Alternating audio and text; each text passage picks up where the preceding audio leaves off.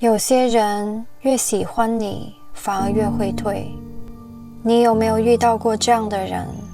靠近时很热情，一旦你回应，他却突然冷下来。你以为是你哪里做错了，但他的忽冷忽热，从来不是他变了，而是他的人格防御系统在启动。这是一种自我保护的心理机制。他对你忽冷忽热，表面上像是在靠近与后退之间摇摆，但这并不是态度问题，而是他的内在情绪防御系统在自动调节。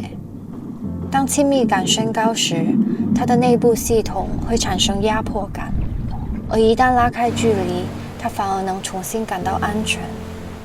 不是他不喜欢你，而是靠近让他害怕，距离反而让他安心。忽冷忽热是一种典型的回避型防御机制。当情绪强烈时，他会本能地断开情感通道，就是感情一变深，他的大脑会自动断电。因为亲密会让他感到失控，靠太近他会担心要负责，要回应，要被你看见他的脆弱，会被你左右情绪，于是他必须冷下来，才能重新感到安全。真正推动他忽冷忽热的心理力量是亲密恐惧。他想靠近你，但一靠太近，他就觉得自己被卷进去。他渴望连结，可亲密一提升，他的脑子就会感到危险，快失去控制了。于是靠近是本能，退开也是本能。你以为他在变，其实他是在保护自己。还有一个更深的原因叫自体感不稳定，就是你一靠近，他就不知道怎样才算是真正的自己。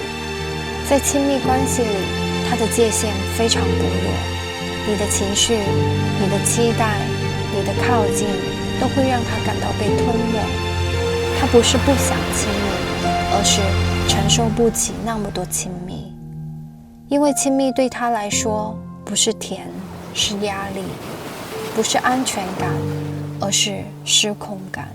所以你每靠近一步，他就需要退一步，让自己重新稳住。